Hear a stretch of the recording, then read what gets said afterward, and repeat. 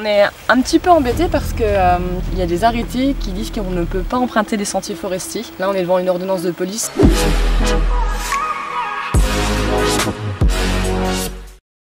Dans l'épisode précédent, le numéro 8, nous nous étions quittés à la frontière de la Belgique et du Luxembourg après pas mal de péripéties.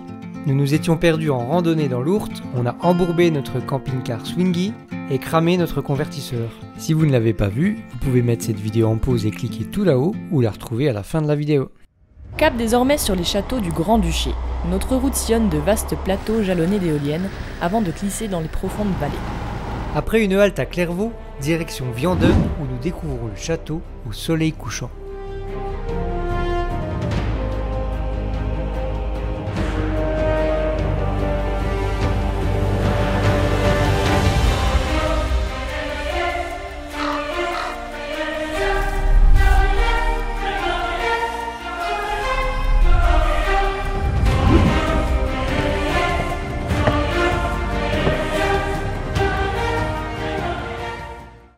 Bon alors les amis, on revient du château. Parce que c'est bien de voir les châteaux de l'intérieur, mais ouais, de l'extérieur c'est encore toujours bien de voir où il est positionné dans son environnement. Après je sais pas si c'est un des plus beaux, mais en tout cas ça promet pour la suite parce que on est sur un circuit où on va suivre justement ces châteaux du Grand-Duché. Celui-là est quand même superbe, hyper bien conservé, il a été rénové donc au 18e je crois, au 19e. L'intérieur comme l'extérieur sont vraiment somptueux et on a une vue justement sur la vallée. C'est prometteur pour la suite. Bon, pour être honnête, la suite n'était pas exceptionnelle, hein, mais on a quand même eu un beau point de vue sur l'Our en contrebas, frontière naturelle avec l'Allemagne. Assez sympa, mais beaucoup de fils électriques quand même.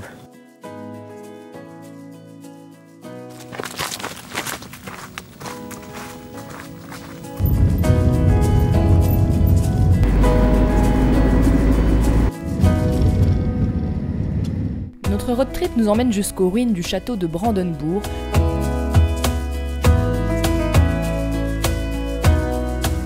Puis jusqu'à celui de Burchede. Malheureusement, il était fermé lors de notre passage. La fin de journée approchant, nous arrivons pour les dernières lueurs au-dessus de la cité d'Esch-sur-Sûre. D'ailleurs, êtes-vous déjà abonné à notre compte Instagram ? C'est un pétage de plomb en direct. Au bout de la 3e semaine de voyage, forcément ça laisse quelques traces.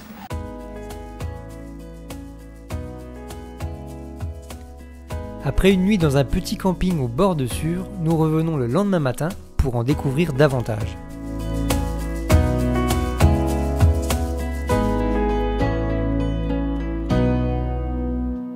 Nous étions déjà passés par là à la fin de notre tour d'Europe, mais la météo n'était pas du tout de la partie. Un dernier panorama sur les méandres de la Sûre et nous quittons le Luxembourg et quelques-uns de ses plus beaux châteaux pour de nouvelles découvertes en Belgique. Et vous allez voir, tout ne s'est pas vraiment passé comme prévu.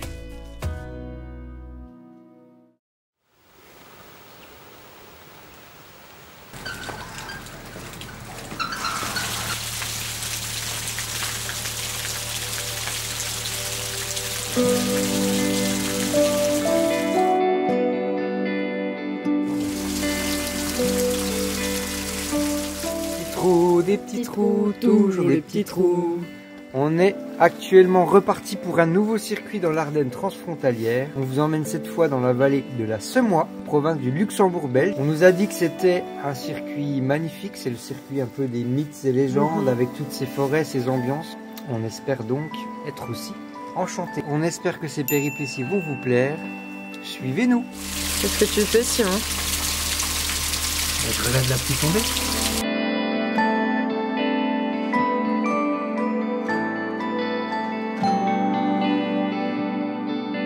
Puis bon, on n'a toujours pas dit ce qu'on faisait là, mais ici en fait c'est le site d'une ancienne forge parce que la région était dotée de plein de forges à une certaine époque. Il y a un centre contemporain qui s'est installé là dans les années 80 dans un conteneur et il y a des œuvres d'art toute l'année.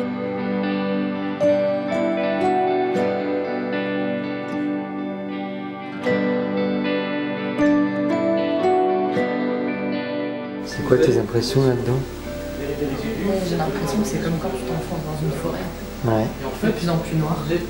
La forêt dans le conteneur. Ouais. Puis après tu vois la lumière. On trouve là, on les trouve ici partout, hein, mais principalement sous les... Alain, est-ce que vous pouvez nous expliquer où on est ici? Oui, bien sûr, c'est un lieu qui s'appelle Montauban, à 2 pas d'un petit village qui s'appelle Busnol, donc c'est en Gaume. On est un centre d'art contemporain, le centre d'art contemporain de Luxembourg belge. Quel est ce site en fait? Déjà, c'est un site naturel protégé, Ouais, d'une part. C'est un site historique aussi, ok. puisqu'on a trouvé ce site qui faisait le lien entre tout en fait, la nature, le patrimoine, et est venu s'ajouter l'art contemporain. Ça va, les branches? Ah, facile. Je voulais vous partager une belle petite trouvaille de ce midi. On est tombé sur une petite auberge sympathique à F, F, je crois, oui. Qui servait des spécialités régionales dans un cadre d'une ancienne ferme. Encore du boudin, Pauline? Ouais, moi j'adore ça. Il est bon? C'est très chaud, mais c'est trop bon. C'est bon, mais c'est chaud. C'était aussi bon dans l'assiette que beau. Ouais, le plein de décor, petites décos. Petite brocante. Ouais, enfin, sauf que c'est pas de la brocante parce que c'était là depuis des années.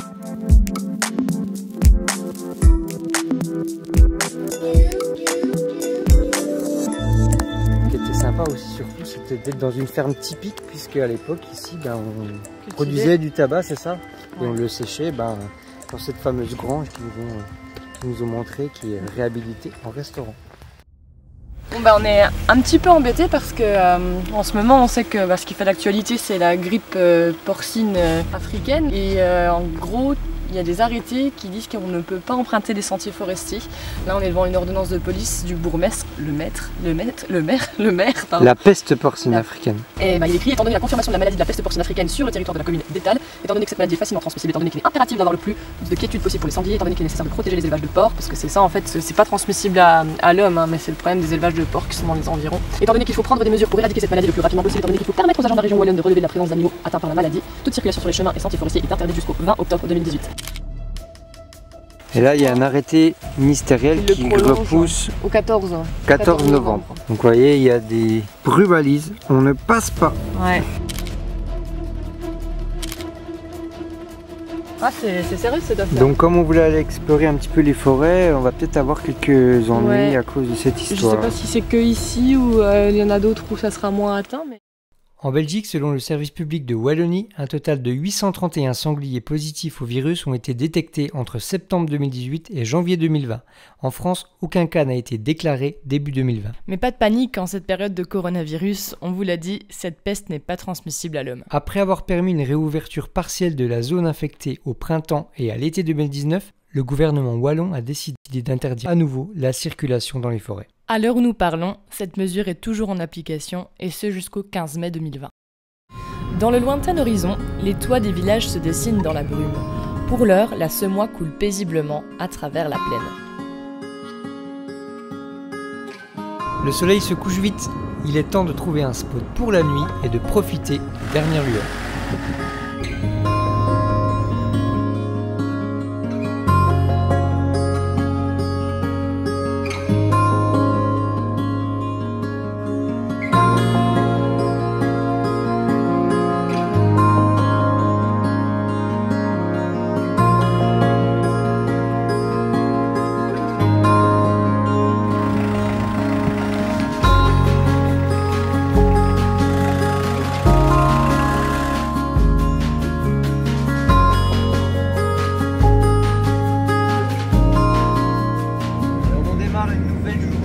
Vallée de la Semois. On s'est réveillé ce matin à Chasse-Pierre.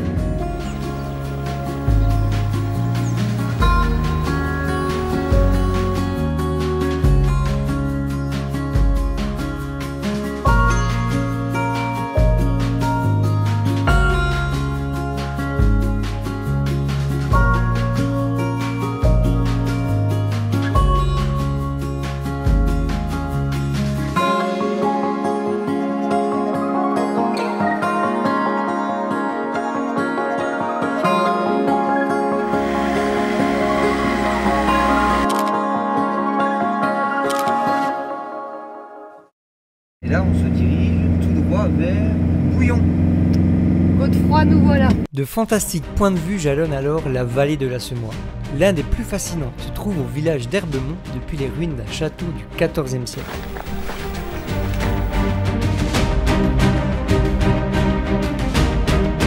Pauline va voir Mira. Il paraît qu'elle dort.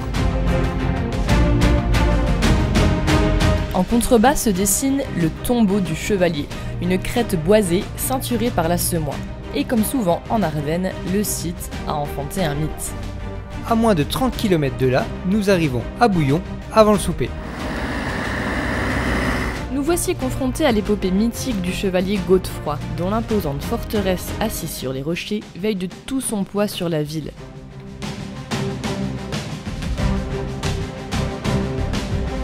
On prend en photo, c'est pour la vidéo, Matou. Bon, là en fait, c'est le moment de l'apéro. On s'est dit, tiens, ça serait pas mal de prendre une belle photo dans un cadre comme celui-ci. Et du coup, Simon, il est en train d'installer l'appareil photo. Vous allez voir, c'est assez comique, c'est pour ça que je filme, parce que Simon, il va mettre le retardateur. Il a 10 secondes pour s'installer. Il faut espérer qu'il se casse pas la binette. Ouais, ça c'est pas gagné. Il a réussi. Photo terminée. Vous pourrez voir tout ça sur notre compte Instagram. Et puis nous, on prend vraiment l'apéro cette fois.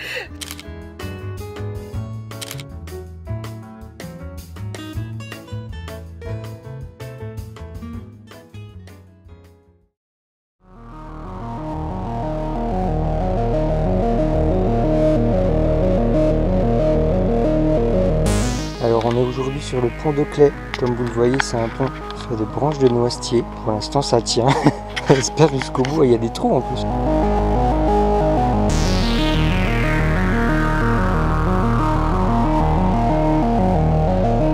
La petite vue sur les deux rives de la Semois. Ouais, voilà, comme ça, Voilà.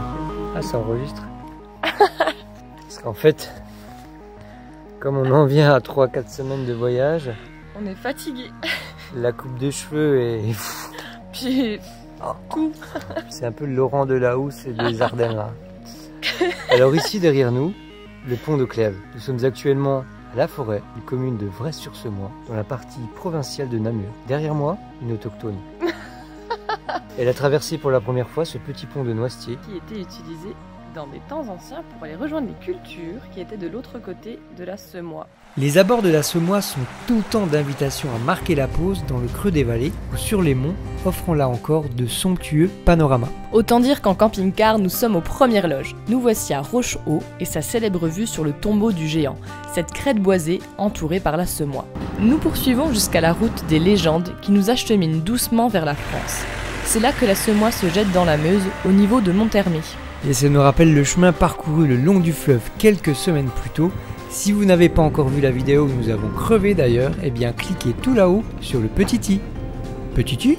Les hauteurs de Monthermé nous lancent un dernier appel pour un ultime frisson. Direction les Hautes Butées sur le plateau de la Croiscaille.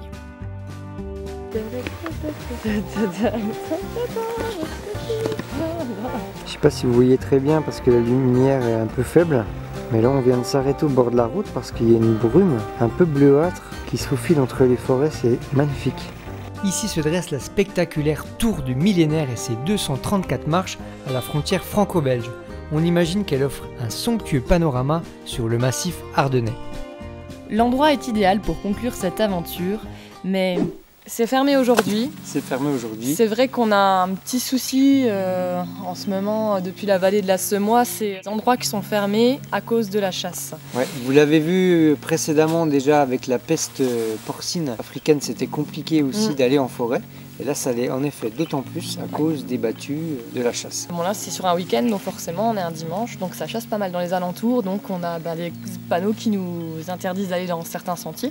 On veut éviter d'être tirés comme des lapins. Donc oui les panneaux sont nombreux, hein. Il y en a partout. On est bien avertis, y a pas de souci. Mais c'est vrai que du coup il n'y a plus beaucoup d'espace et de forêts où on peut se balader tranquillement. Et en fait la route que vous voyez derrière nous est totalement interdite. Voilà. Ouais, voilà, on est un tout petit peu déçus sur cet aspect-là. Après forêt qui sont enchanteresses, on va dire, les ambiances un peu brumeuses, le soleil qui perce les arbres, c'est superbe en fait.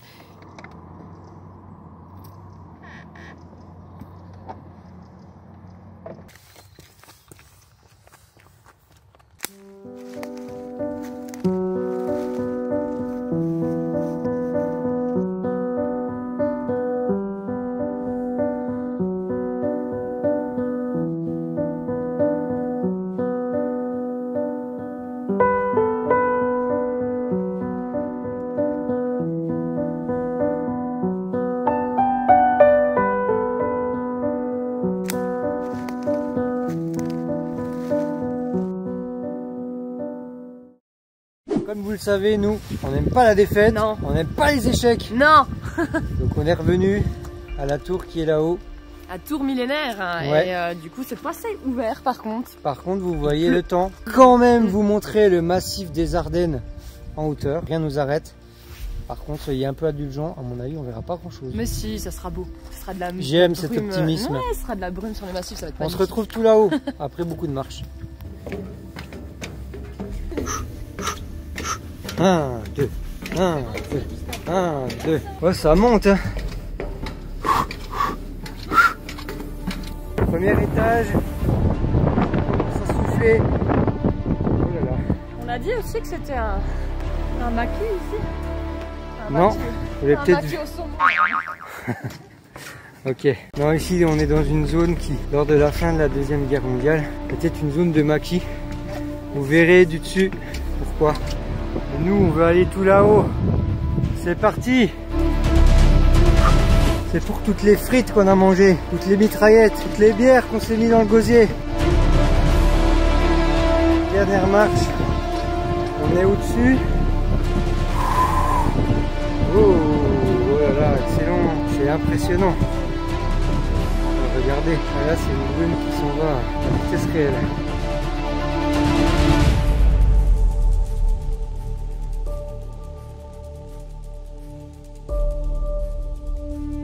On est tout au-dessus des Ardennes. On espère que vous avez adoré découvrir tous ces beaux coins en notre compagnie. Merci de nous avoir suivis. Abonnez-vous, Ah. likez nos vidéos parce que ça aide à remonter dans le fil YouTube, à gagner de nouveaux curieux, de nouvelles curieuses qui pourraient être intéressées par nos aventures et ce super continent qu'est l'Europe. Tout ça, Ça nous quoi. donne de la motivation. En tout cas, à très vite.